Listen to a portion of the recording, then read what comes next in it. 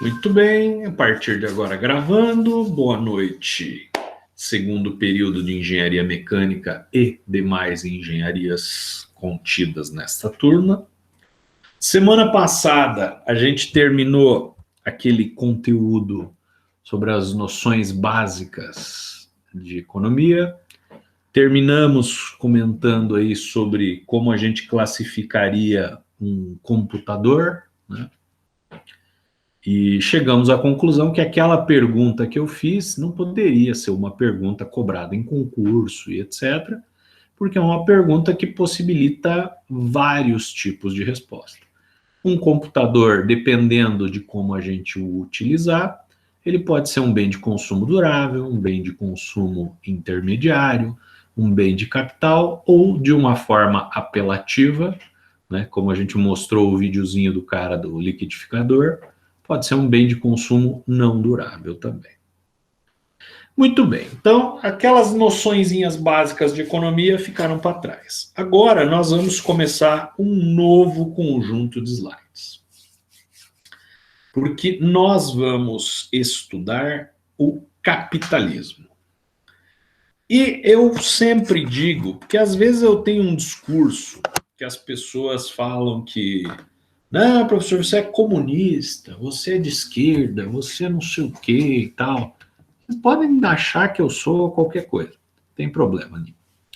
Mas o que eu quero fazer nessa disciplina, e faço em todas as outras que eu tenho oportunidade de fazer, é formar capitalistas. A gente já conversou sobre isso, porque as pessoas, as multinacionais, as grandes empresas, elas trabalham de forma capitalista. Então, nós, para nos inserirmos neste nicho, que é o que domina o mundo todo, nós também precisamos pensar como capitalistas. E para isso, nós vamos estudar a fundo o capitalismo. No estudar a fundo o capitalismo, às vezes nós vamos trazer alguns pontos sobre o capitalismo que não são tão legais assim. Mas é importante que a gente saiba justamente para nos posicionarmos. Né? Um bom ateu, por exemplo, é o cara que lê a Bíblia. Tá, mas ele não lê a Bíblia, ele lê a Bíblia para quê? Se ele não acredita em Deus. Sim, mas ele lê a Bíblia para ter argumentos para discutir se Deus existe ou não.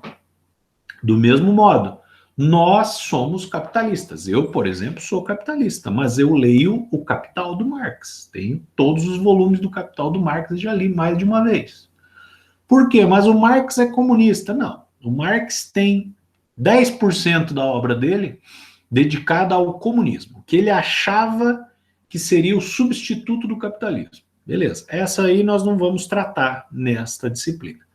Porém, o resto da obra dele, a grande parte da obra dele, que é o Capital, escrito em 1868, ele vai tratar do capitalismo. Lógico, ele não gostava do capitalismo, mas ele fez a obra mais completa explicando como o capitalismo funciona. E para nós sermos capitalistas, nós precisamos conhecer. Não vou mandar vocês lerem o Capital, mas a gente precisa saber todas as particularidades do capital e o porquê as pessoas pensam daquela forma. Ok? Muito bem.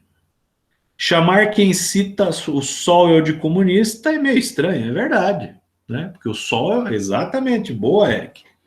O Sowell é um economista do mercado financeiro, inclusive americano. Isso aí, valeu, Eric. E a ideia é essa, cara. O legal é você ler tudo, porque se você for ver hoje em dia como as coisas estão, né? Quem votava no Bolsonaro, quem votava no, sei lá, no Amoedo, quem votava no Henrique Meirelles, no Alckmin, era tudo de direita e os demais era de esquerda. Hoje em dia, os caras mais radicais, todo mundo é de esquerda, menos o eleitor do Bolsonaro. Então, mas por que isso? Porque as pessoas não têm leitura, as pessoas ficam só no Zap, né? Então, a ideia é essa. Você não concorda? Ótimo, mas conheça, né? Não fique que nem aquele crítico que diz o seguinte, olha, não assisti o filme e não gostei. Né? Muita gente faz, a maioria das pessoas fala isso. Então, mas vamos lá, mas garanto para vocês que o Marx eu vou trazer um conceitozinho ou outro muito pequeno, mas a gente vai trabalhar o capitalismo mesmo. Deixa eu abrir os meus slides aqui. Este era o da Noções sobre o Modo de Produção Capitalista, esse mesmo. Vamos colocar aqui.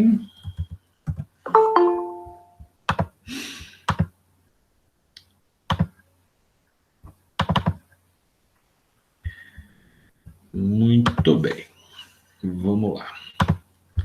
Para a gente entender o capitalismo, a gente tem que pensar o seguinte, né? E aí já fica um indicativo de que eu não sou comunista. O comunismo, ele foi implantado, né, primeiramente na União Soviética. Então, com a Revolução Bolchevique, derrubaram o sistema czarista, né, que era o sistema imperial russo, né? O czar era o respectivo rei, e instalaram um regime novo chamado comunismo. Para vocês terem uma ideia, a Rússia ela vivia quase que num período feudal.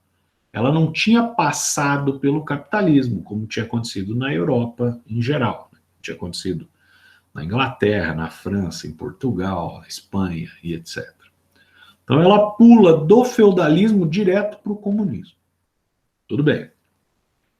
Final do feudalismo, né? O capitalismo, né, vocês nunca... Continuando ainda, né? Quando a China, lá nos anos 50, implanta o comunismo, foi feita a Revolução Chinesa. Quando Cuba vira comunista, foi feita uma Revolução Cubana.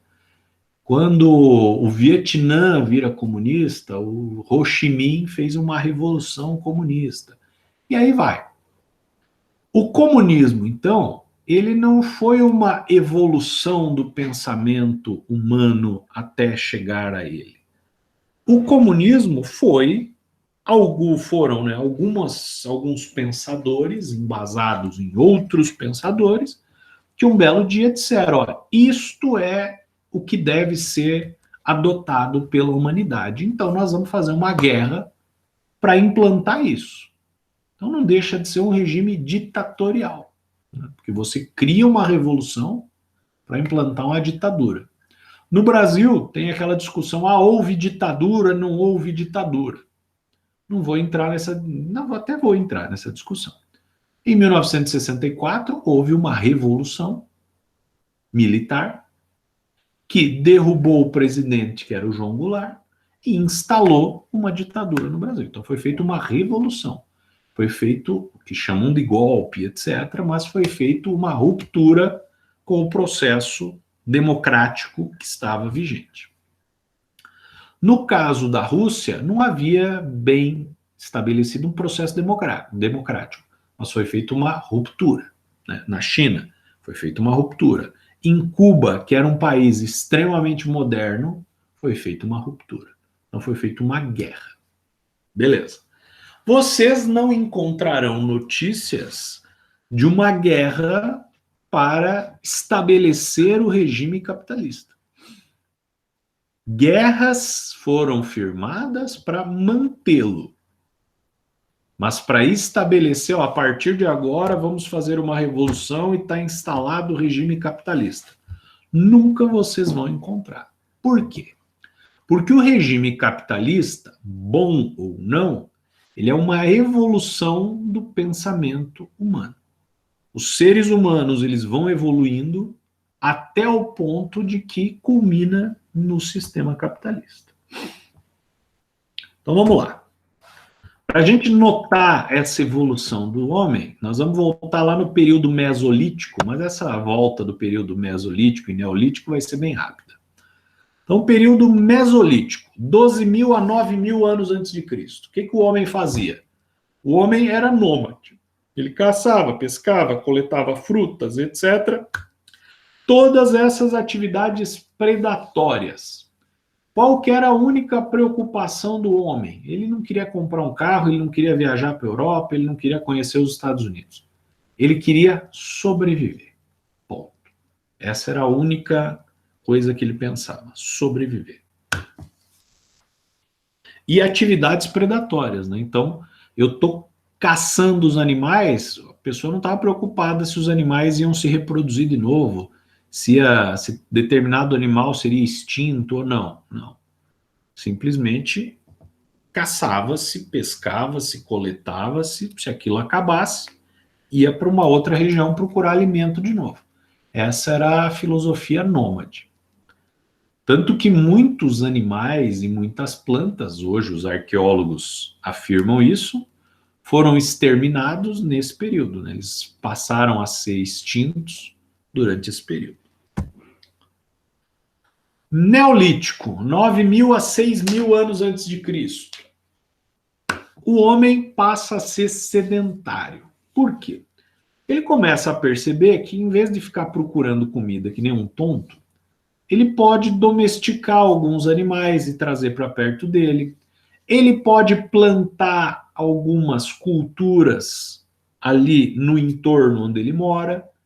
E, ao invés dele ficar procurando, ele já ia ter a sua produção ali pertinho, né? Alguns autores, inclusive, afirmam, né, e eu acho até interessante essa afirmação, que, lógico, eles não têm certeza, mas há uma probabilidade muito grande que lá no extremo fértil da Mesopotâmia, né, entre os rios Tigres e Eufrates, que começa a produção de cereais em larga escala, acredita-se que a motivação para a produção dos cereais foi o advento da cerveja. As pessoas começaram a entender o processo de fermentação, começaram a ver que gostavam daquele processo, começaram a investir, né, a plantar e a entender todo o processo de irrigação para produzir cereais para fazer cerveja. Quando havia escassez de carne, eles usavam esses cereais também para se alimentar. Mas tudo bem. Então é nesse período que domestica-se os animais, desenvolvem as primeiras técnicas agrícolas, desenvolvem ferramentas e instrumentos diversos. O homem, que até então só sofria os efeitos da natureza, passa a exercer alguma influência sobre a natureza, porém a sua preocupação ainda era sobrevivência. Porém, começa a vida em sociedade. Período mesolítico, o ser humano nômade, você tinha grupos pequenos que ficavam andando, né, em busca de alimento. Quando se instala no período neolítico o homem sedentário, esses grupos nômades passam a se fixar numa determinada localidade. Outros grupos nômades estão passando ali, daí eles falam, por que esses caras estão aqui? Por que agora tem casinha? Por que agora eles estão mexendo com a agricultura, estão desviando o rio? Por que é isso? Vamos ficar aqui para ver, para entender esse processo. Começa a haver um amontoado de pessoas e inicia-se assim a vida em sociedade. E essa vida em sociedade proporciona o surgimento do primeiro modelo econômico que existe, sistema comunal primitivo. Vocês nunca ouviram falar disso, né? Mas vamos lá. Sistema, conjunto de normas, regras, tranquilo. Primitivo, muito velho, pouco estruturado ainda. Comunal. Comunal é uma palavra que a gente desconhece, não é do nosso dia a dia. Mas o comunal, se a gente puxar lá as nossas lições de gramática, lá da segunda, terceira série do ensino fundamental, o professor ensinava a gente os radicais, né? A palavra comunidade, né, o comunal, o radical dela vem de comum. Mas não é um comum que não presta, um comum que ruim. Comum de comunidade. No sentido religioso, comum de comunhão. O que é a comunhão, senão um agrupamento de pessoas que acreditam que aquele pedaço de alimento lá representa o corpo de Cristo, que ele é comunhão, é um conjunto de pessoas com essa crença. E também parte do radical comum a palavra comunismo. Então, por que o comunal tem a ver com esse sistema produtivo? Porque era uma sociedade coletivista. Tudo o que se produzia era distribuído para todos os que estavam ali. Todos trabalhavam em prol de todos. A ideia básica era a sobrevivência, como nós vimos ali. Então, todo mundo vai trabalhar para produzir alimentos, todo mundo vai trabalhar para produzir roupa, todo mundo vai trabalhar para fazer a segurança do local, todo mundo vai trabalhar quando tem que fazer caça e assim sucessivamente. Então, esse é o primeiro sistema produtivo que se tem notícia. E essa experiência da vida em sociedade e de um sistema econômico vai proporcionar uma coisa muito interessante, que é a divisão do trabalho. A divisão do trabalho, ela, a cada degrau que ela passa, ela vai trazendo um salto evolutivo muito grande no ser humano. Nós temos 3 divisões básicas do trabalho. É a primeira, a segunda e a terceira divisão, com características bem delimitadas. A primeira divisão, o trabalho era dividido por sexo, homens faziam um determinado serviço, mulheres outro. A segunda divisão despertava a especialização. A terceira divisão era a formação dos excedentes, que é a base para o surgimento do capitalismo.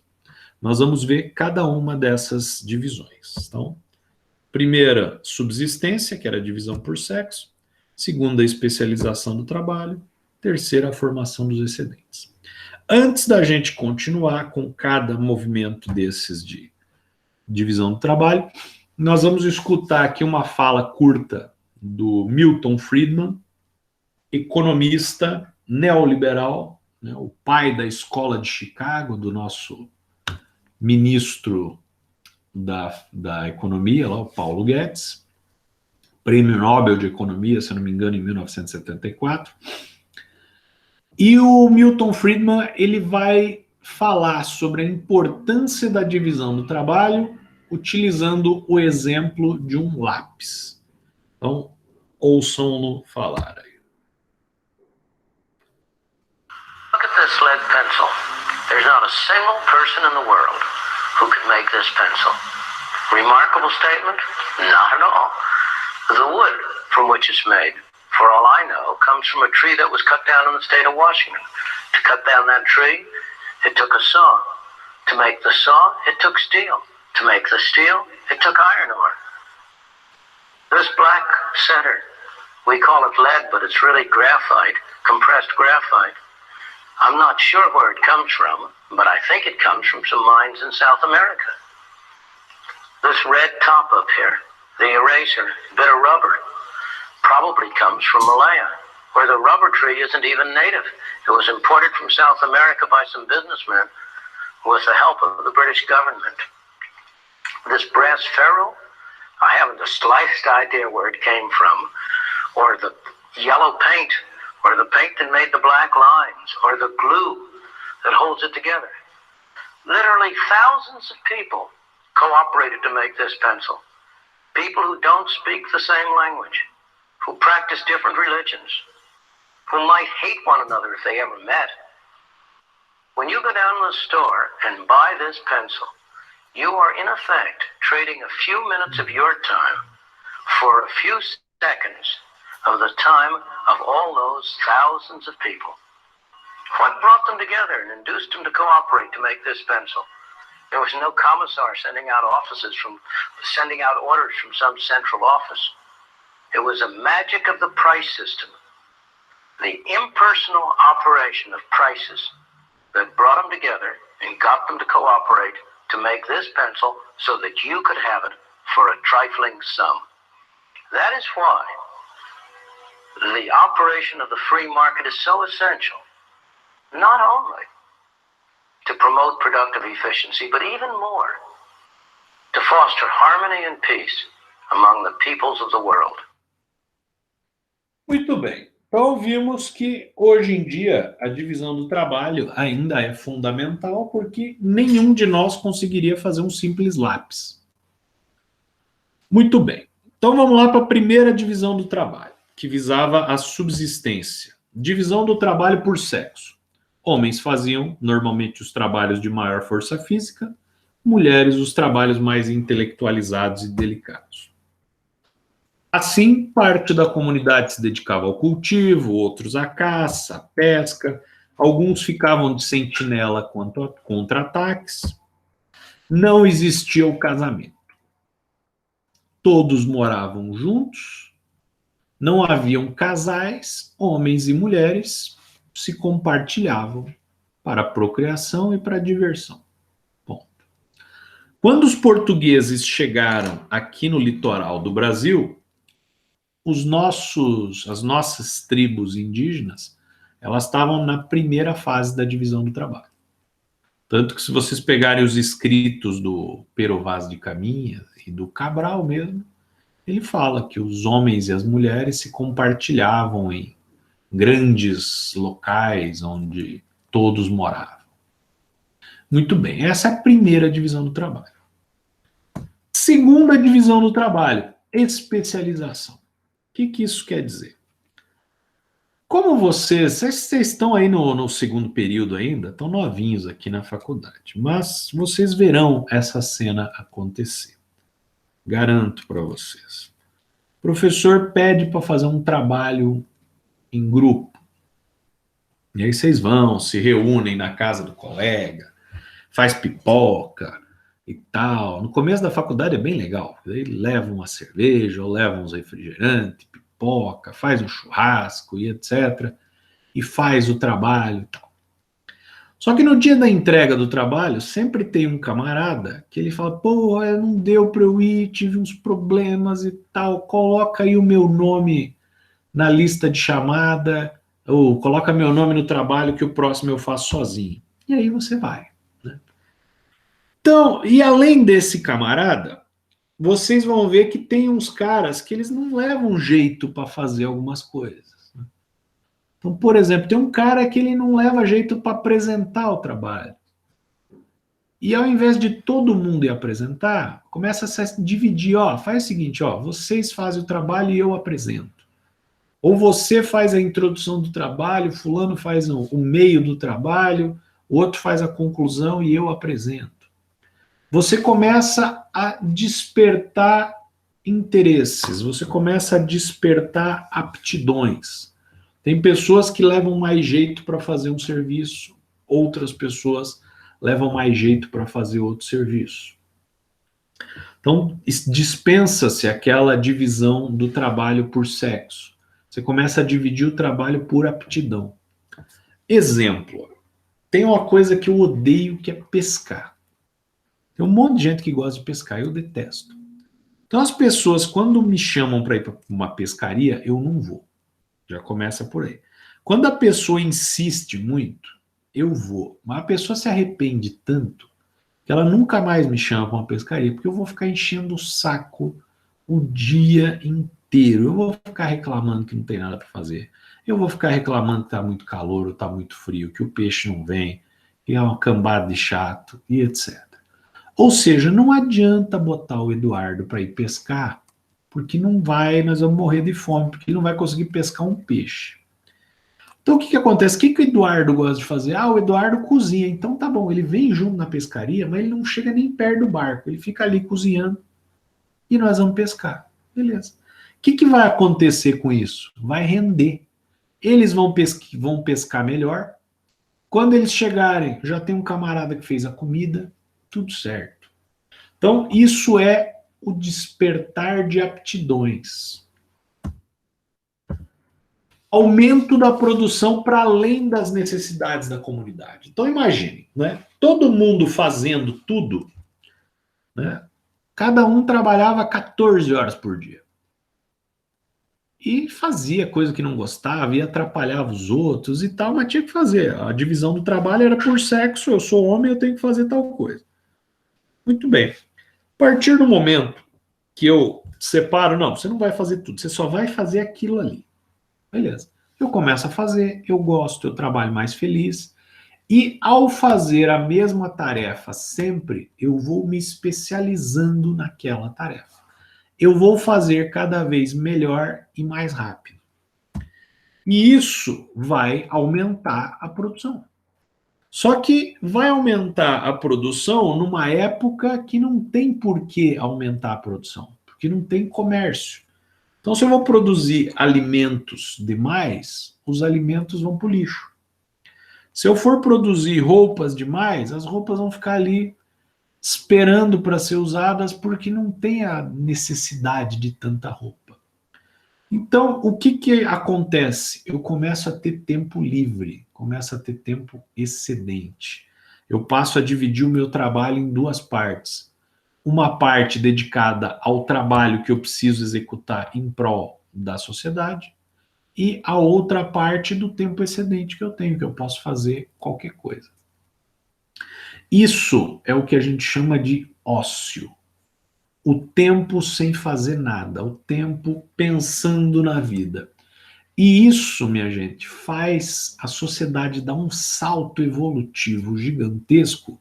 Por quê? Porque as pessoas começam a pensar em possibilidades, começam a ficar criativos, começam a inventar coisas, começam a explorar novas formas de viver.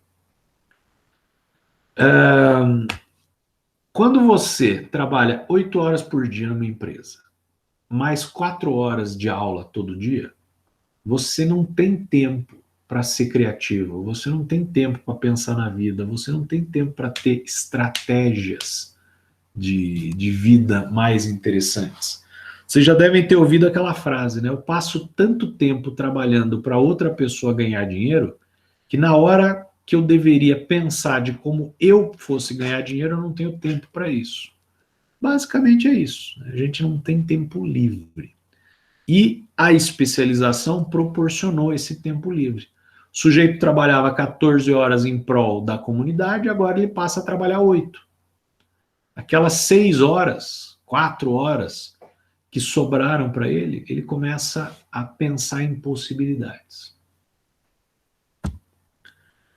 O Adam Smith, sujeito que nós vimos lá na primeira e na segunda aula, né, o pai do liberalismo econômico, considerado o primeiro economista e tal, ele conta no livro dele, A Riqueza das Nações, que foi escrito no desabrochar da Revolução Industrial na Inglaterra.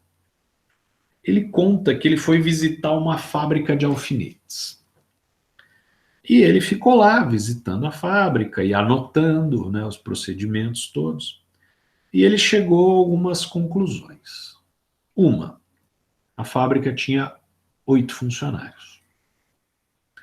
Estes 8 funcionários faziam alfinetes, do começo do processo até o final. Então, cada funcionário era responsável pela produção de alfinetes, do começo até o fim. E aí ele ficou lá pensando, analisando, daí ele chegou para o dono da fábrica e disse o seguinte: olha, você não me empresta essa sua fábrica aí por uma semana, porque eu estou aqui pensando numa estratégia para aumentar a tua produção. Você me falou que está produzindo 400 alfinetes dia. Eu acho que se a gente mudar alguns procedimentos aqui, nós vamos conseguir aumentar essa produção, com o mesmo número de funcionários. Aí o dono ficou meio assim, né? Vou emprestar empresa para você, aí que você faz uma cagada e eu perco a produção toda de uma semana. Mas como o Adam Smith era um cara rico e era um pesquisador, ele disse o seguinte: olha, se algum problema acontecer, eu te compro a produção dos alfinetes, sem problema nenhum. Aí o cara falou: não, beleza, fique à vontade então para inovar. E aí o Adam Smith foi lá, ele já tinha analisado todos os funcionários, e ele separou esses 8 funcionários e disse o seguinte, olha, funcionário número 1, eu entendi suas habilidades, você tem uma função agora, você vai esticar um arame, apenas isso. Você vai ficar o dia inteiro esticando o arame. Funcionário número 2, você vai cortar esses arames em pedacinhos iguais. Funcionário número 3, você vai pegar esses pedacinhos já cortados e vai afiar a ponta deles. Funcionário número 4, você vai pegar esse material já cortado e afiado e vai martelar a traseirinha dele para ele ficar achatadinho. Funcionário número 5, você vai pegar este material já afiado e achatado e vai rosquear bolinhas. Funcionário número 6, você vai contar montinhos de 50 alfinetes. Funcionário número 7 vai montar caixinhas para colocar os alfinetes. Funcionário número 8 vai pôr esses alfinetes nas caixinhas e vai levar para ser vendido. Com essa divisão do trabalho básica, né, por aptidão, o Adam Smith viu quem mais ou menos fazia o quê de melhor. A produção naquela semana pulou de 400 alfinetes dia para 600 alfinetes dia. No final do mês, estavam produzindo 800 alfinetes dia, porque cada um foi se especializando naquela função. Cada um passou a controlar um único processo. Ele não precisava trocar de ferramenta, ele não precisava fazer nada, ele só fazia aquilo ali. E a produção de alfinetes dobrou. Então, uma historinha dos anos 1770, né? Contando essa historinha há pouco tempo atrás aí para uma turma de medicina veterinária, uma aluna ouviu, não falou nada, passado um mês ela veio falar comigo, professor, você lembra a tua aula lá do Adam Smith, não sei o quê? Eu falei, lembro. Então, pois é, o meu marido tem um pet shop. E nós temos lá 3 funcionários e a gente conseguia fazer, sei lá quantos eram, 30 cachorros por semana. Dar banho em 30 cachorros por semana. Estou chutando porque eu não lembro mais. E a gente tinha demanda para mais cachorros, mas a gente não queria contratar um novo funcionário.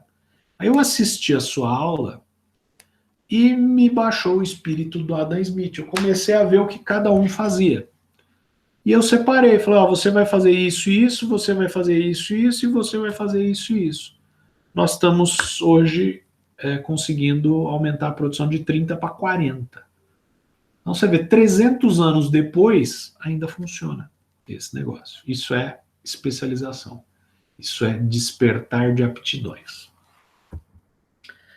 Quando os trabalhadores se concentram em uma única tarefa, a repetição aumenta a habilidade e a velocidade, não se perde tempo algum trocando de tarefa.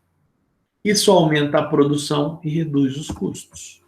Dividir a produção de alfinetes para se ter mais alfinetes. Conclusão do Adam Smith.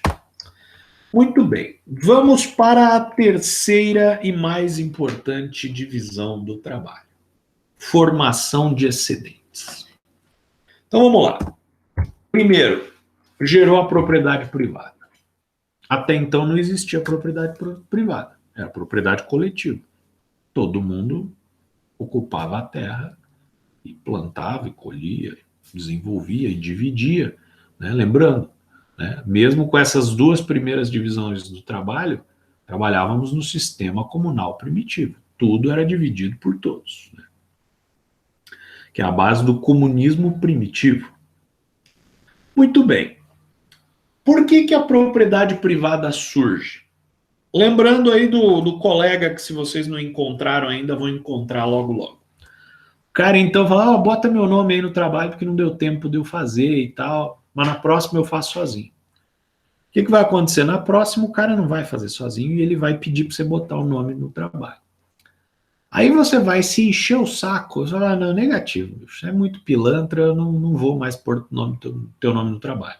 Aí o que ele faz? Ele vai convencer outra pessoa. E ele vai tentando aquela pessoa 3, 4 vezes, aí consegue que a pessoa ponha o nome dele. Aí beleza. E ele vai saltando aí de grupinho para grupinho, E ele termina a faculdade sem ter feito nenhum trabalho. E esses caras aí, eu já aviso para vocês que estão no segundo período, corte desde o começo. Sabe por quê? Porque a hora que vocês se formarem engenheiros, ele também vai se formar. E a hora que vocês estiverem numa seleção de emprego, ele também vai estar. E o pior, ele vai passar na seleção na frente de vocês, porque ele é bom de papo. Veja, ele convenceu as pessoas durante o período inteiro da faculdade, 5 anos, a fazer os trabalhos por ele. Você acha que ele não vai convencer um recrutador que ele é melhor do que vocês? Consegue, fácil. Mas então, esse pilantra existe hoje, mas já existia nessa época também. Sei lá, 3.000 anos atrás, já existia esse pilantra. E aí existiam as pessoas que trabalhavam sério. E as pessoas vão se enchendo o saco, porque aquele cara come de graça, porque aquele cara não ajuda, porque aquele cara você só aparece na hora de comer, só aparece na hora de dividir a roupa, só aparece na parte boa, na parte ruim de trabalhar, ele some. Então, parei de brincar de comunidade primitiva e eu vou montar a minha propriedade privada. Eu vou cercar uma parte aqui e dentro dessa cerca, dentro dessa área da cerca, eu vou colocar os meus animais de criação, eu vou fazer a minha produção alimentícia, eu vou ter as minhas ferramentas e eu vou trabalhar para mim. Não vou mais brincar de casinha com os demais. E aí surge a propriedade privada. Logicamente, não foi uma pessoa que teve essa feliz ideia. Foram várias pessoas que começaram a pensar dessa forma, lembrando do Adam Smith lá da nossa primeira aula, pensando de forma egoísta, né? Porque eu não quero mais dividir o que eu faço com os demais. Os caras não me ajudam, só eu que trabalho igual um tonto e os caras que ficam comendo a minha comida. Então, a partir de agora, eu vou trabalhar que nem um tonto sim, mas vou trabalhar para mim. Eu vou comer a minha comida, não vou mais dividir com ninguém. Outras pessoas tiveram essa mesma ideia. E como já estávamos numa fase avançada de divisão do trabalho, essas pessoas começaram a perceber o seguinte: poxa, é melhor não produzir tudo. Eu produzo uma parte, você produz outra parte, ele produz outra parte, o outro produz outra parte, e a gente troca, né? A gente não precisa produzir tudo que a gente vai consumir. Cada um produz uma parte, cada propriedade vai produzir algumas coisas que ele é mais especialista na produção, que ele prefere produzir, e a gente vai trocando. E aí surge o comércio, a partir da propriedade privada. De forma primitiva, que nós chamamos de escambo, mas ele surge ali. Muito bem. Além disso, surge o quê? Né? Surge o casamento. Professor, mas daí você está sendo maldoso. Você está dizendo que o casamento vai surgir por causa da propriedade privada, por causa de interesse. Exatamente. Por que você está falando isso? Vejam só uma coisa. As pessoas naquela época, elas morriam muito cedo. Né? 20 anos, 30 anos, as pessoas estavam morrendo. 40 era muito raro a pessoa chegar. Então veja, eu estou com a minha propriedade privada, eu estou negociando com o meu vizinho. Logicamente que os meus negócios eu estou tendo uma vantagem na troca. Eu estou ficando cada vez com mais posses, com mais ferramentas, com mais animais e etc. Eu vou morrer daqui uns dias, eu vou deixar isso para quem? Para a comunidade hippie lá? Porque a comunidade hippie comunal primitiva continuava existindo. Essa daí estava de lado. Eu quero deixar essa minha propriedade para o meu descendente, o meu herdeiro. Mas quem é o meu herdeiro? Eu não sei. Porque homens e mulheres não são casais. Homens e mulheres se compartilham entre si. A mulher sabe qual é o filho dela, porque saiu dela aquele filho. Agora o homem não tem como saber. Consequentemente, ele pega aquela cerquinha e ele põe a mulher ou as mulheres que lhe prometerem serem fiéis e gerarem filhos legítimos dentro daquela cerquinha também. E surge o casamento.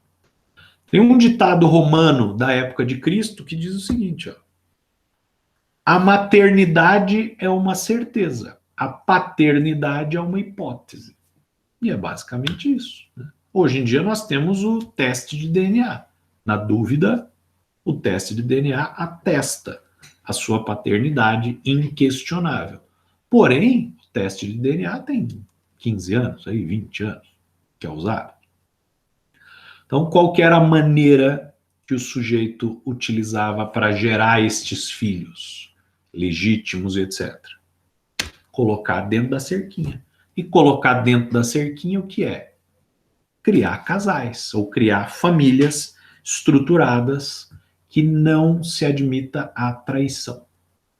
Muito bem, o Engels, ele tem um livro bastante famoso, chato, mas famoso, tem na biblioteca, tem em PDF, se vocês quiserem, que se chama A Origem da Família, da Propriedade Privada e do Estado. E ele explica que a primeira propriedade privada foi uma cerca. Mas essa cerca não era para cercar a terra, tipo, ó, essa terra é minha. Porque a terra não tinha importância nenhuma. Terra tinha vontade, terra tinha para todo mundo. Para vocês terem uma ideia, a lei que regulamenta a terra no Brasil é de 1850, é muito recente. Na Inglaterra é de 1800 e pouco também. Então a terra não era importante, a cerca era para separar o que é meu do que é dos demais. É essa a ideia. Então as mulheres estavam na cerquinha para serem fiéis. Tanto que essa alusão da cerca, ela funciona até hoje, né? Vocês já devem ter ouvido a expressão. Ah, fulano pulou a cerca.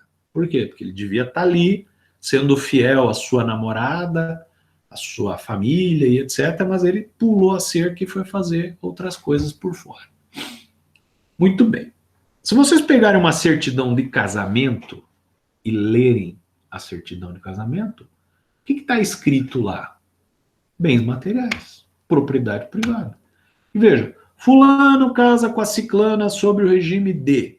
A mudança daquela época para agora é que hoje, antigamente era a fulana e o fulano casavam. Hoje pode ser a fulana e o fulano, pode ser a fulana e a fulana, pode ser o fulano e o fulano. Tranquilo. Mas a essência continua a mesma. Casam-se sob o regime de comunhão universal de bens. Ponto. O que isso quer dizer? Se vierem a se separar, tudo que pertence aos dois é dividido irmãmente na metade. Cada um fica com uma parte. Regime de comunhão parcial de bens. O que estava no nome de um antes do casamento continua sendo propriedade exclusiva dele. O que estava no nome do outro antes do casamento, propriedade exclusiva dele. O que foi constituído depois do casamento, divide em dois. Ou então, regime de separação total de bens. O que está no nome de um é dele, o que está no nome do outro é do outro. Ponto. Ou seja, 3.000 anos depois, uma certidão de casamento serve única e exclusivamente para gerenciar bens. Ponto. Por que surge o casamento? Porque surge a propriedade privada. Passam a existir bens. Eu lembro um dia que eu estava numa turma, acho que era de publicidade, uma menina me perguntou, tá, professor, e o amor fica onde nessa história? Eu dei risada e falei assim, tá, e o amor, tinha muito amor antes disso, né? Pessoal na propriedade coletiva, todo mundo com todo mundo, cadê o amor? Né? Não existiu o amor. Esse amor que nós consideramos hoje em dia, que é o chamado amor romântico, ele é muito recente, ele é do século XIX. Até o século XIX, ninguém pensava em amor como um amor romântico. Até os romances de cavalaria, lá do século XII, eles criaram uma noção de amor que era um amor ruim, inclusive. Porque vejam, né? No regime feudal lá, estava o rei, estava a nobreza e tal, e casavam. E os nobres, os reis, viajavam e deixavam suas mulheres nos castelos. E as mulheres e os homens lá, os empregados, acabavam se relacionando. E os romancistas de cavalaria, que eram os caras, que eram os fofoqueiros, que ficavam de olho na vida dos outros, viam aquilo ali e escreviam. E aí, quando o marido voltava e descobria, aí matava todo mundo, etc. Era uma desgraça. E aí, os romancistas de cavalaria pensavam o seguinte: poxa, o que leva uma pessoa nobre a se relacionar com um pobre? Porque, veja, a partir do momento que eu tenho uma propriedade privada, eu vou ter filhos que são legítimos, que são meus. Os meus filhos, eles vão casar com quem? Eles vão casar com quem eu determinar, porque eu sou o dono da propriedade privada e os meus filhos são minha propriedade privada. E eu não vou querer que os meus filhos casem com alguém da comunidade hippie, não é? Que é uma bagunça. Eu vou querer que eles se casem com pessoas da minha comunidade, com pessoas que têm propriedades privadas, com pessoas que são tão ricas quanto eu, que têm tantas posses quanto eu. Então os casamentos começam a ser arranjados, coisa que, se a gente for pegar os muçulmanos tradicionais, funciona até hoje dessa forma.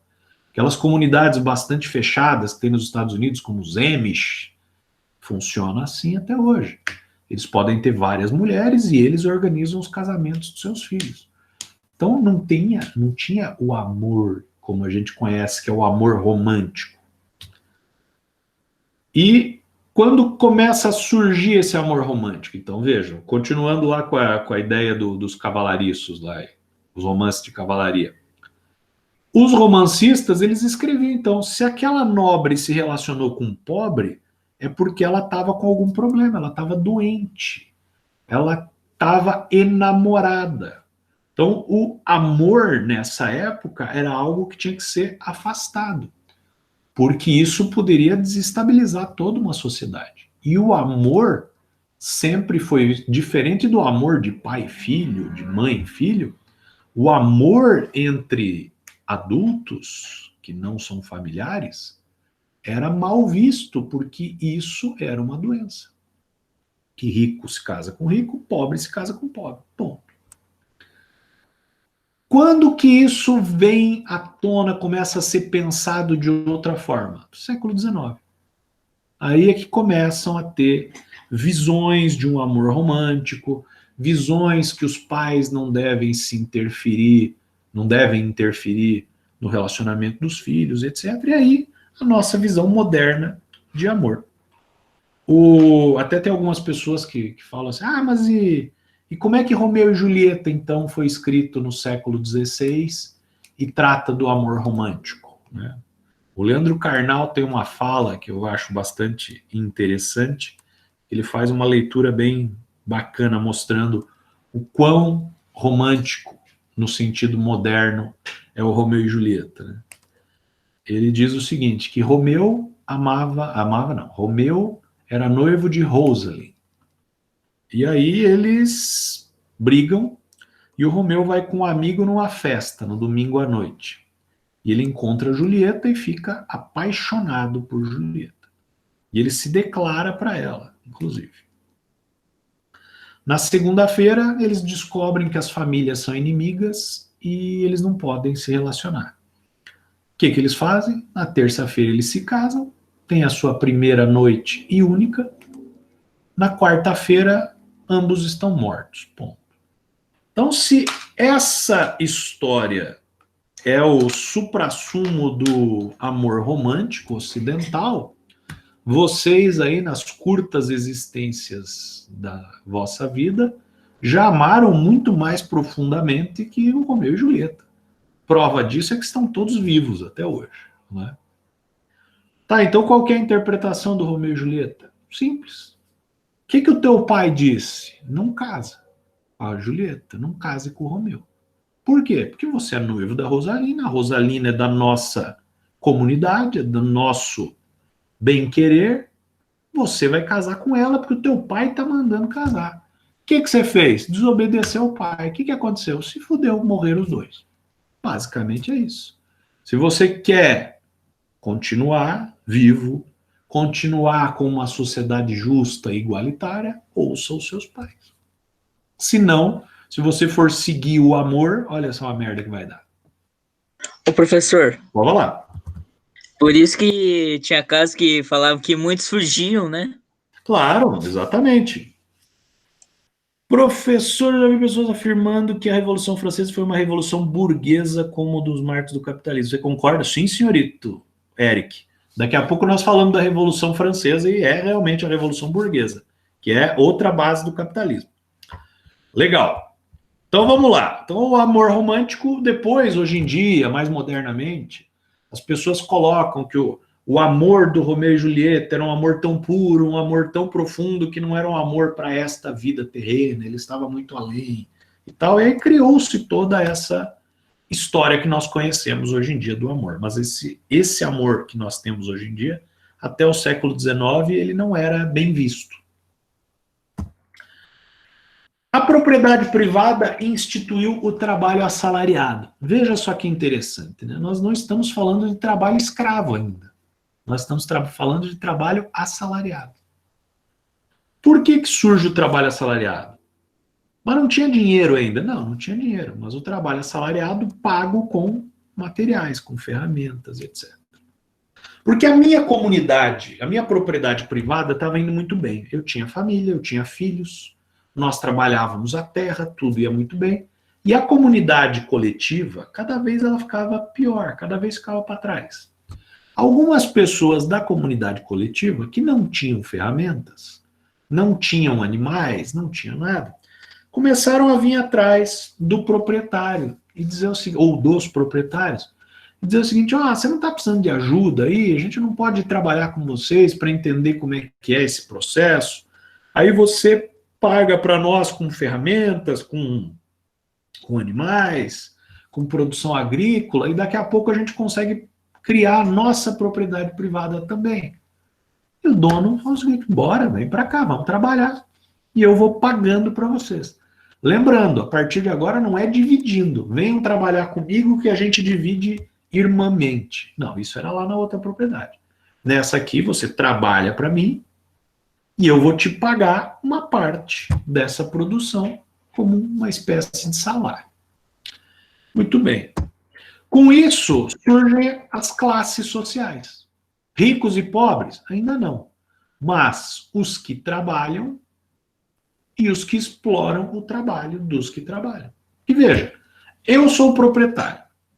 Agora eu tenho pessoas que podem trabalhar para mim, eu não preciso mais trabalhar. Eu não preciso pegar a enxada e ficar lá lavrando a terra.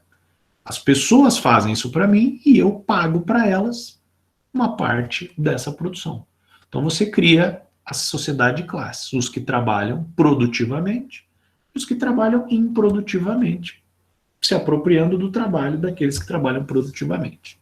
A propriedade privada faz surgir isso. Porque na comunidade coletiva todo mundo era igual. Tinha os vagabundos, tinha os que trabalhavam, mas todo mundo era igual porque ninguém tinha nada, todo mundo compartilhava tudo.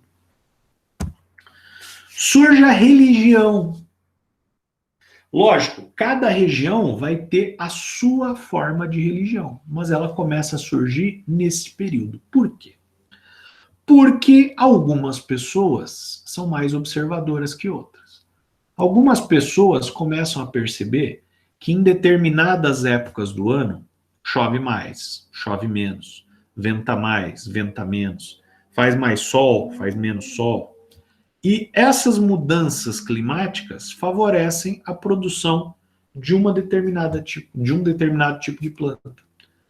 Essas mudanças climáticas favorecem o aparecimento de pragas em algum tipo de planta e inibe o aparecimento de pragas em outro tipo de planta.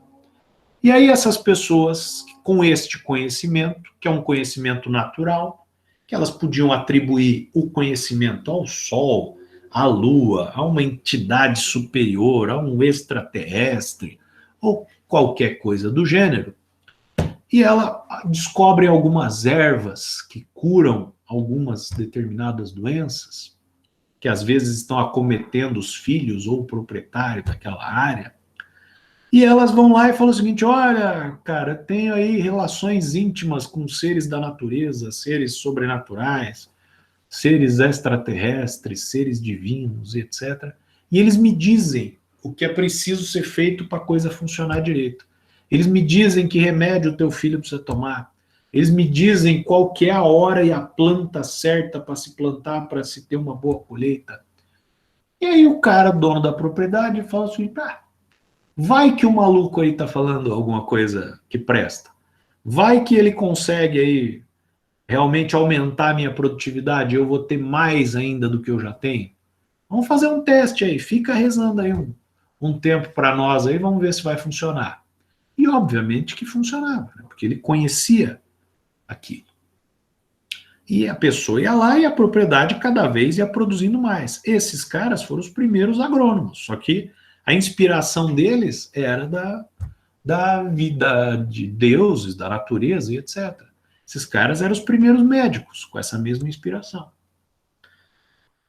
Os religiosos também fazem parte daquela sociedade que não trabalha produtivamente.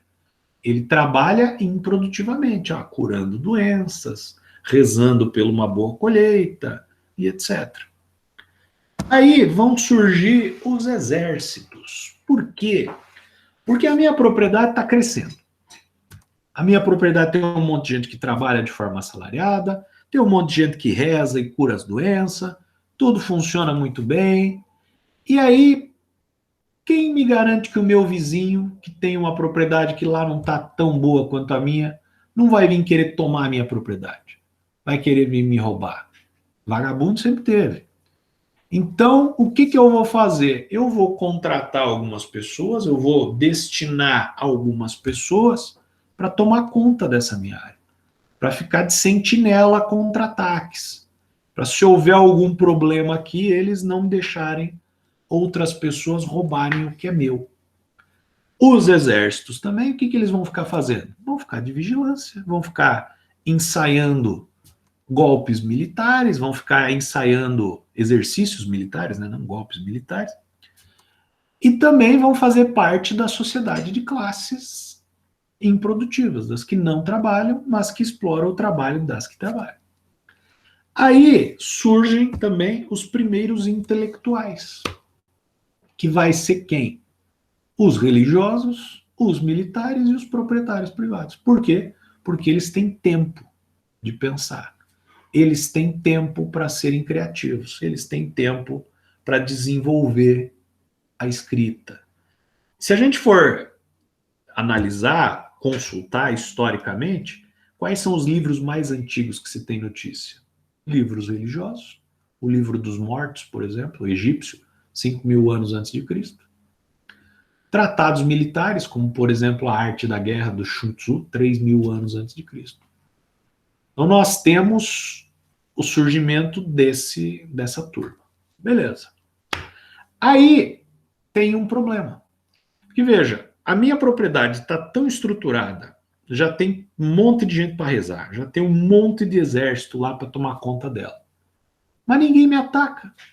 Por quê? Porque a minha propriedade é muito bem guarnecida. E o exército e os religiosos estão me causando problemas, porque cada vez tem mais, cada vez parte da minha produção é para alimentar essa galera e ninguém me ataca. Então isso eu estou tendo um prejuízo. Então o que eu vou fazer? Eu vou tomar do meu vizinho. Vou eu atacar o meu vizinho, que é menos guarnecido que eu vou lá, tomo o que é dele, junto as duas propriedades e eu fico mais rico. E o que eu vou fazer com o povo que trabalha lá? Eu vou matar todo mundo? Porra, é um desperdício de mão de obra. Mas pagar para aquelas pessoas eu também não quero. Ficar dividindo a minha produção com essas pessoas também não quero. Então, eu vou escravizar essas pessoas? Porra, mas parece errado. Vou perguntar para o meu religioso, é errado eu escravizar as pessoas? Provavelmente o meu religioso vai me dizer, não, se você conseguir, tá tudo certo. Ah, mas os religiosos não falariam isso. Lembrem-se que nós tínhamos jesuítas no Brasil, desde que Cabral chegou aqui, praticamente, e até 1888, quando foi proclamada a abolição da escravatura, não houve nenhuma manifestação da igreja contra a escravidão. Então veja, os religiosos eram coniventes com esse processo também. E aqui nós estamos falando não de escravidão negra, estamos falando de escravidão das pessoas da mesma região ali, que também é tão ruim quanto, né, a escravidão negra. E aí surge a escravidão. Esta base que vocês estão vendo aqui é praticamente, né, o período quando Cristo viveu, né, 2000 e poucos anos atrás. Porque você tinha quem que mandava? Você tinha na região onde Cristo viveu, por exemplo, que é uma história que boa parte das pessoas conhece. Você tinha Roma, né, que você tinha o rei que mandava, ele tinha um território, e como ele conseguiu aquele território? Atacando outros territórios com quem? Com o exército. Você tinha um poder muito grande dos religiosos, né? Você tinha os religiosos que, inclusive, os judeus botaram Cristo para morrer, com conivência dos romanos, e você tinha as pessoas ricas, que eram donos de propriedade privada, porém, eles se submetiam aos reis, aos religiosos e aos exércitos. Isso daí vai se estruturar de tal forma, quando começam a romper todos esses impérios, o Império Grego, o Império Romano, o Império Bizantino e etc., o Império Muçulmano, vão se formar núcleos que são os feudos, né, o sistema feudal, que vocês estudaram a exaustão no ensino médio. O período feudal basicamente é o quê? É um castelo com um muro em volta. Dentro desse castelo mora quem? O rei, o clero e o exército, que são os nobres que ficam ali. E eles vivem do quê? Eles trabalham? Não. Eles exploram o trabalho de quem? Dos camponeses, dos vassalos, dos servos, dos escravos, que produzem para que eles possam comer. Então, essa é a base do sistema feudal. Tá aí o capitalismo. O capitalismo é a evolução disso, que nós já vamos chegar lá. Aqui tem o Fred Ross, que é vocês vão ver ele num filme, num documentário que eu vou mandar vocês assistirem logo, logo. E ainda sobre a questão do casamento, ele vai fazer uma fala que eu acho interessante. Né? Porque parece que essa questão do casamento, só visando propriedade privada, parece uma coisa muito antiga, que não é de agora. Essa fala do filme é de 1989. Então, em termos de história, foi ontem. Esse sujeito, o trabalho dele era despejar pessoas que não pagavam aluguel. O juiz lá nos Estados Unidos dá uma ordem, manda ele lá despejar a pessoa, e a pessoa, ela não tem 30 dias para sair. Ela já foi notificada ali, o cara vai tirar ela da casa mesmo. Como se fosse a polícia no Brasil fazendo isso. E aí ele foi lá despejar uma mulher que ele já tinha despejado a mulher 3 ou 4 vezes de outras casas, e naquele momento acabou dando um problema e ele não conseguiu despejar ela. Mas olha o que ele vai falar. Imagino que alguém se case com uma pessoa tão pobre quanto ela mesma. Fica muito difícil. Coloque 2 pessoas pobres na mesma casa. Eu sempre digo às mulheres que é melhor ser pobre sozinha, não precisa de ajuda. E ela só consegue ajuda para ser mais pobre. Ou seja, eu sempre digo às mulheres pobres que elas não precisam de ajuda. Você só consegue ajuda para ficar mais pobre. Eu não imagino uma mulher pobre casando com outro pobre. Ou seja, é a mesma mentalidade lá de 3.000 anos atrás. Só que a gente não gosta de falar isso porque parece egoísta, né?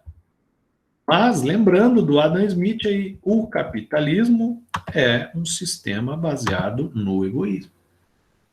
A propriedade privada, quando surge, entra o egoísmo.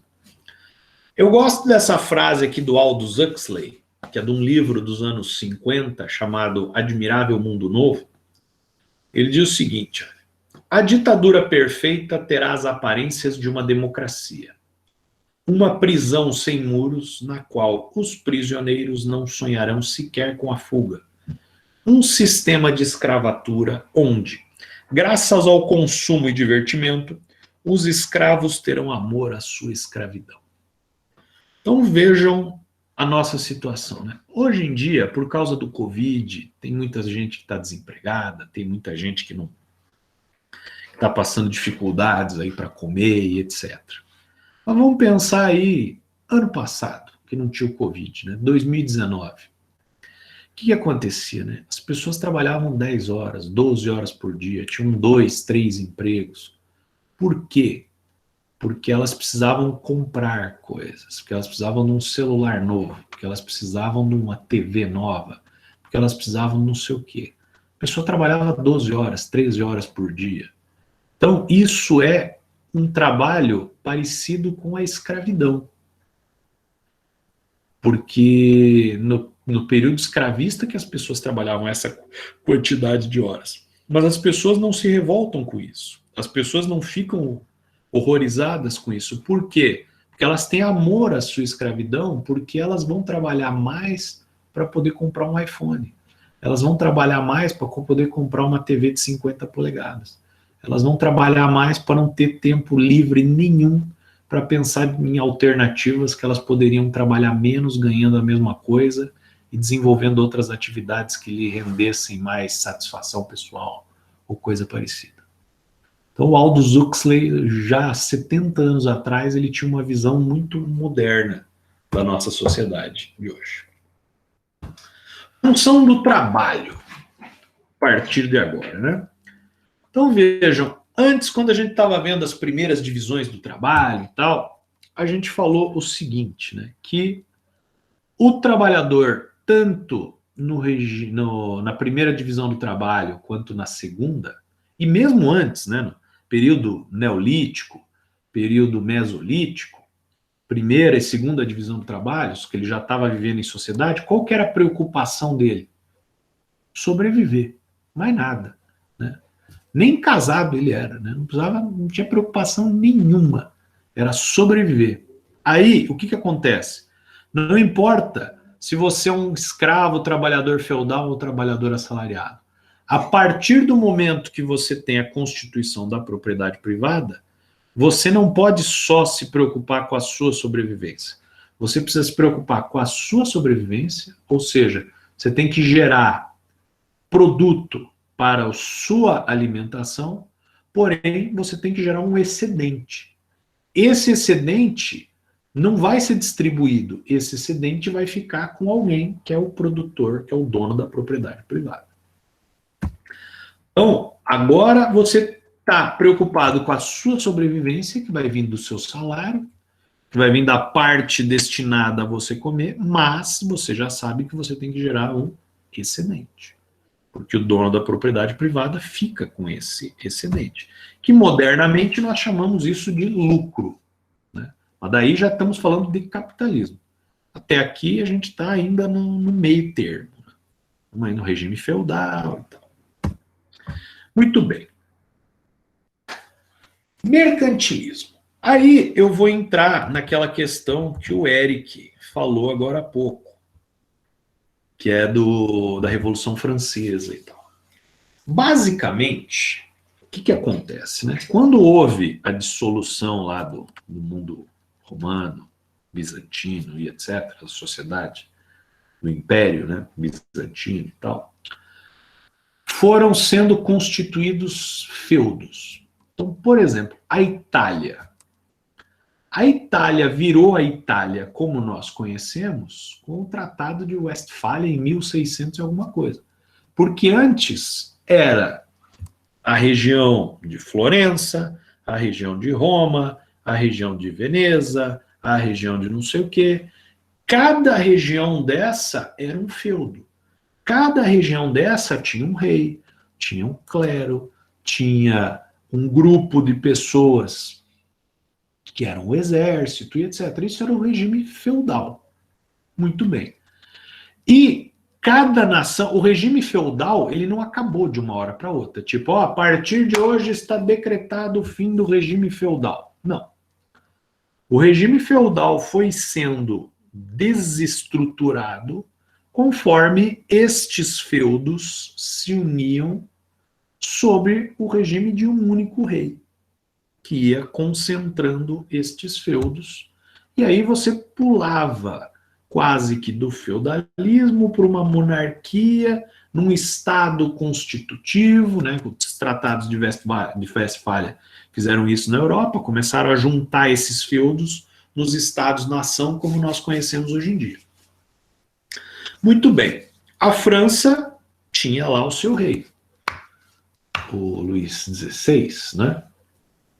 E aí você tinha em paralelo, né, a Inglaterra com o rei, né, eu não lembro o nome do rei da Inglaterra, mas você tinha um sistema de produção se desenvolvendo ali devagarinho e tal, restrito ali na Inglaterra, que era o regime capitalista, mas ele ainda estava começando a acontecer. Considerando o fim do feudalismo para o início do capitalismo, como eu falei para vocês, não acontece em todos os lugares ao mesmo tempo. Na Inglaterra, por exemplo, se considera a introdução do capitalismo com a Revolução Industrial, que é considerada aí 1776, com a produção do livro do Adam Smith. A França passa a ser capitalista com a Revolução Francesa, em 1789, que é chamada a Revolução Burguesa. O Brasil passa a ser capitalista 100 anos depois, quando é feita a abolição da escravatura em 1888. E assim vai. O período entre o fim do feudalismo e o início do capitalismo nós chamamos de mercantilismo. Ele tem algumas particularidades. Para a gente se situar na história, foi o período dos grandes descobrimentos. Então, a América como um todo, 1492, o Brasil, 1500, a costa africana, lá, 1470 e pouco. Nesse período, né, que a gente estudou também na escola, você tem, é o período de ligação, como eu falei, né, ele vai acontecer do século XV ao século XVIII, estágio pré-capitalista. As pessoas pensavam em alguns lugares de uma forma mais capitalista, que nós já vamos ver como que é esse pensamento, em outros lugares não. O que predominava naquela época era o desejo de acumulação de metais. Então, uma nação era rica se ela tivesse muito ouro, muita prata. A nação era pobre se não tivesse. Portugal e Espanha eram as nações mais importantes nesse período, porque elas dominavam a navegação intercontinental, elas dominavam as principais rotas comerciais, elas tinham colônias na África e nas Américas que produziam ouro, prata e diamantes. Então, Portugal e Espanha eram as nações hegemônicas, como se diz nesse período. Não há preocupação com o mercado. Então, o famoso mercado, ele não era muito, não tinha muita importância, por quê? Produzia-se para consumir, e normalmente era no mercado interno. Se sobrasse, exportava, e essa exportação ia para benefício dos reis, né? Para benefício dos nobres. A ideia principal vem do acúmulo de riqueza pela exploração de terras agricultáveis em colônias, comércio em geral. Produção destina-se ao consumo e o excedente é comercializado para a manutenção luxuosa da riqueza. Então, vejam como pensava-se no período mercantilista. Deixa eu abrir um Word aqui para eu colocar. Então, vamos lá. Mercantilismo. Você tem lá o rei, e o rei tem um cofre. E neste cofre, ele coloca 1 tonelada de ouro. Ao final de 10 anos, se ninguém roubar o rei, ele vai ter 1 tonelada de ouro.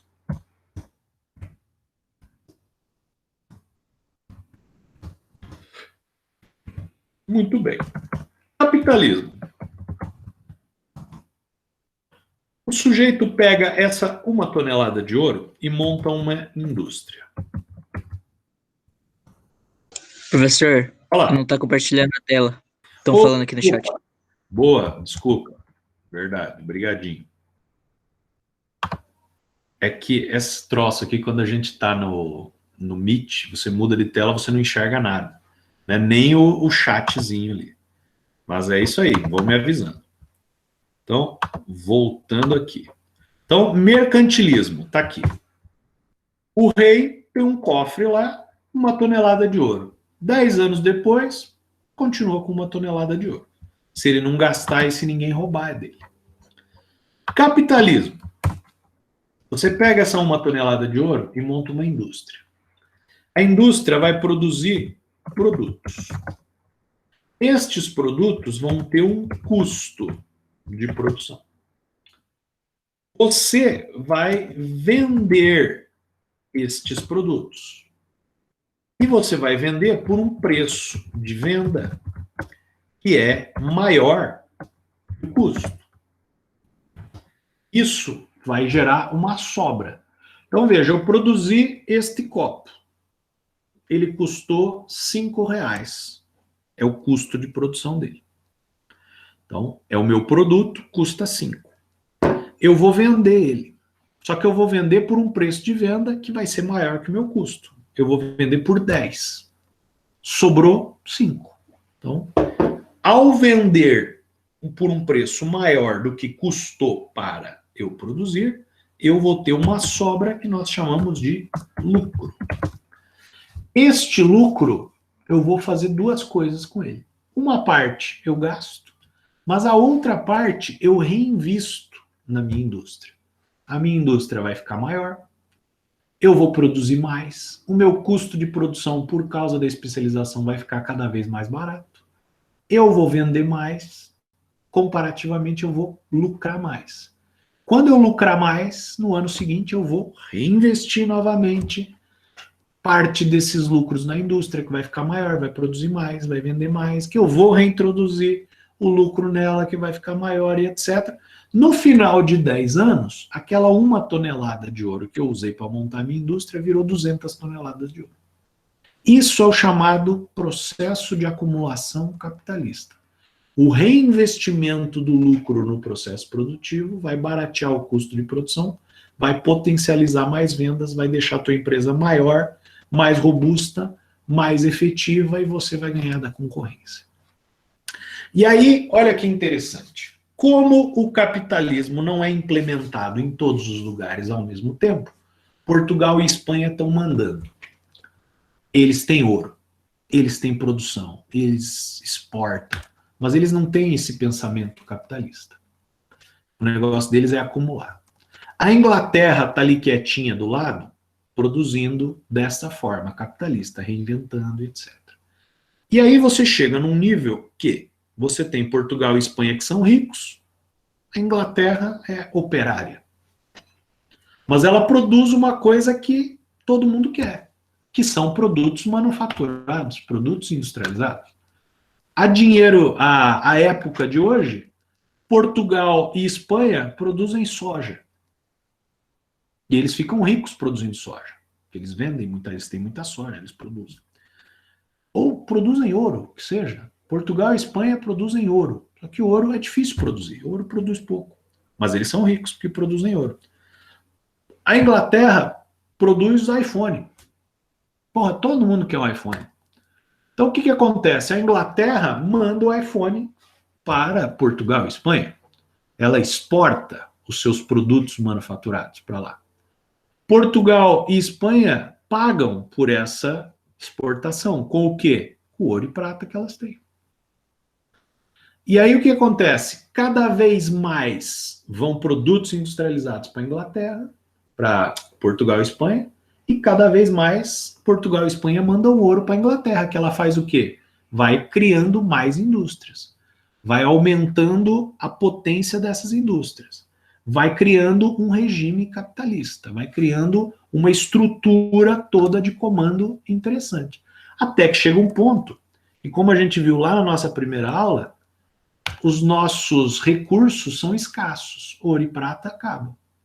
Portugal e Espanha começaram a ficar sem ouro. A Inglaterra ficou com esse ouro e deixou a indústria poderosíssima. O que acontece? Revolução Industrial. Quem passa a mandar no mundo? Inglaterra. Do ladinho ali, nós temos a França. E a França ainda tem o pensamento feudal. Mas as pessoas mais inteligentes da França, os maiores estudiosos, eram os iluministas, que eles pensavam no futuro, eles pensavam no progresso, eles viam o seguinte, olha, a Inglaterra está indo super bem, a Inglaterra ela está com outro sistema produtivo, mas aqui o rei não permite.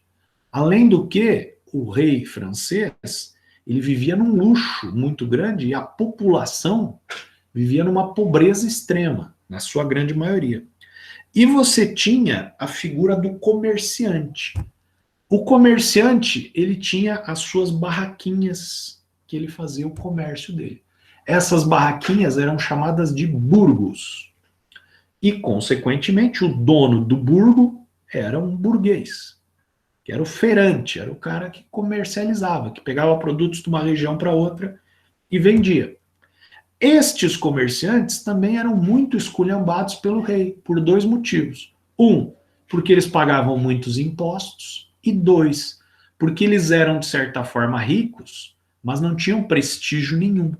Porque quem tem prestígio é quem está junto à nobreza, que é o rei, a nobreza toda, o clero e os exércitos. Então esse cara tinha rico, mas ele tinha dinheiro, mas ele não tinha poder nenhum. Então, como o Eric tinha falado lá da Revolução Burguesa, o que esse povo faz? Esse povo pega os camponeses, pega os caras mais pobres ali e fala e conta uma historinha para eles dizendo o seguinte, olha pessoal, o rei, ele está dizendo que ele é rei porque é a vontade de Deus. Mentira. Você acha que Deus, se existisse, ia querer que você vivesse numa desgraça dessa? Não, esse cara está mentindo para você. Esse cara está esculhambando a gente. Então o que a gente precisa fazer? A gente precisa fazer uma revolução e colocar o poder na mão do povo. Os iguais têm que se juntar e têm que derrubar a classe dominante. Então é puta discurso de comunista, né? Mas na verdade, os iguais que eles estavam dizendo ali não eram iguais. Porque o burguês, ele era rico, né? O pobre que não era. Eles eram iguais porque ambos não tinham poder nenhum. Mas um era rico e o outro era pobre. E aí se faz uma revolução burguesa. Se derruba o rei, mata-se o rei e tal. Do mesmo modo que fizeram os comunistas 100 anos depois, 100 e poucos anos depois na Rússia. Só que aí se instala, quem que vai tomar conta do país? Quem que vai acabar mandando no país? São os burgueses, porque aí sim, como você disse, é uma revolução burguesa. E os burgueses são quem? Os comerciantes. E aí o comércio começa a funcionar com uma diminuição da carga tributária, começam os burgueses a exercer cargos de poder, se instala uma sociedade burguesa. E aí olha que interessante a Inglaterra, né? Então ali mataram o rei e instalaram um governo que não era uma monarquia mais. A Inglaterra estava do lado. E a Inglaterra até hoje tem rei. Por quê? Porque aí os dois países já falaram, opa, vamos conversar aqui. Ó. Como é que está funcionando aqui? Não, aqui está a indústria assim funcionando. Opa, aqui também vai. E a questão do rei? Não, o rei, ele se submetendo aos desejos do burguês aí também, do industrial de vocês, tudo certo. E aí os países ali daquela região vão ficando capitalistas e a historinha começa a se fechar. Então, a riqueza de um país está representada por seu ouro, no comunismo, no mercantilismo, desculpe. Exportações trazem o ouro. Importações de produtos estrangeiros causam a perda do ouro. Então, Portugal e Espanha tinham ouro, mas importavam produtos estrangeiros e perdiam ouro. Para preservar o seu ouro, um país deve restringir as suas importações. Portugal e Espanha só pensaram nisso quando já não tinha mais ouro nenhum. livrai-nos dos produtos estrangeiros. A Revolução burguesa, ainda só para finalizar, ela não derrubou só o rei, né? O lema da Revolução Francesa que a gente conhece, né, é igualdade, liberdade e fraternidade, né? Que, na verdade, liberdade, derrubar o rei, e ter liberdade para a gente exercer o comércio, para a gente não ser atacado por instituições superiores, fraternidade, porque todos nós vamos derrubar o rei, mas não somos iguais, né? Esse era Miguel. E você tem um outro mote que se usava também, um outro lema que se falava na Revolução Francesa, que ele não é tão divulgado, mas que ele mostra que não era só preciso derrubar o rei, que era o seguinte: o mundo só evoluirá no dia em que o último governante for enforcado pelas tripas do último padre. Ou seja, quem dominava era o rei e o clero, com a ajuda do exército. E aí, com base nisso, né, surge o capitalismo na Inglaterra. Primeira nação considerada capitalista é a Inglaterra, porque o capitalismo ele é baseado num tripé: propriedade privada dos meios de produção, trabalho assalariado e lucro, ou trabalho excedente. Que aí nós vamos tratar dele especificamente na próxima aula. Hoje foi a ambientação. E eu gosto de fazer essa ambientação porque não houve a chamada Revolução Industrial, não se disparou nenhum tiro. Né? Revolução Industrial porque as máquinas começaram a produzir e a Inglaterra virou um país tranquilo, ali, um país comum, na maior potência do mundo depois que as máquinas começaram a ser introduzidas e o sistema de pensamento econômico mudou radicalmente. Muito bem, vamos ver aqui. Na verdade, professor Eric, na verdade a Itália se unifica um pouco mais tarde, o Brasil se torna independente primeiro, que é a Itália, sim, só que os tratados de Westfália, eles começam a unificar a Europa, a Itália eu não lembro especificamente a época. O Brasil se torna independente primeiro, né, 1822, conhecemos hoje, tanto que o Garibaldi lutou aqui na Farroupilha e depois foi para a Itália, legal, isso mesmo. Elisa, professor, não estou compartilhando a tela. Tá, Marquês de Pombal até tenta fazer uma revolução liberal em Portugal, mas acabam sumindo com ele. Exatamente. E no Brasil, você teve um sujeito chamado Irineu Evangelista de Souza, depois ficou conhecido como Barão de Mauá, ou Visconde de Mauá, que também tentou fazer isso no Brasil. O imperador Dom Pedro II e os seus companheiros aí arrebentaram com ele, ele era o homem mais rico das Américas, ele foi para a miséria, mas depois ele não morreu pobre mais, ele conseguiu ficar rico de novo, mas perdeu grande parte do seu dinheiro por conta também, porque ele queria criar o capitalismo no Brasil, e nessa época a única forma capitalista de se pensar era o liberalismo, e os imperadores não achavam isso interessante. E como não tinha a Revolução Francesa para acontecido ainda, né, que só foi acontecer em 1889, não minto, já tinha acontecido em 1789, né, mas estava distante aqui, só as pessoas muito inteligentes conseguiam saber dessas coisas, as pessoas estudadas, as pessoas lidas, que eram muito poucas. Alguma dúvida, pessoal? Próxima aula. Tranquilo. Legal. Próxima aula continuamos daqui, só que antes de vocês saírem, eu vou só copiar aqui os integrantes para eu fazer a chamada depois. Então, do Breno ao Eric, já vou colar aqui. Depois vamos subir o Eric aqui. Nós temos da Fernanda até o João Vitor.